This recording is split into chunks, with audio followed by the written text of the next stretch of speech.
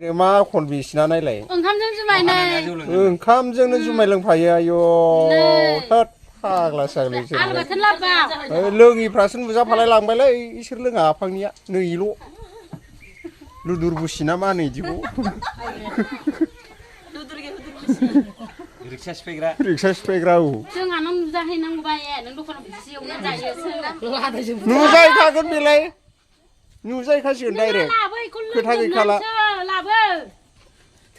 hotel होयै होयै बिदि ना बेदर मोनजायो मिथिबाय या ए गैलालै से गोथाव जाबायब्रा देब्रा खबरसे जादो बेदरफ्रा नाफ्रा या र' आयौ हाथायबो गैला माथो या ए बिदिसो एवजायोना दखान होयो नोंसोरो नै नाय आरो नै आलु बाथोना जाबायलै बिनो एसे बुलायलायनायसो जासिगोन साननैसो बावबा दैनि थाखायनो नोंगौरा आंलाय बिदि दंबाय थाबालाय मा जाबावनो बेलाय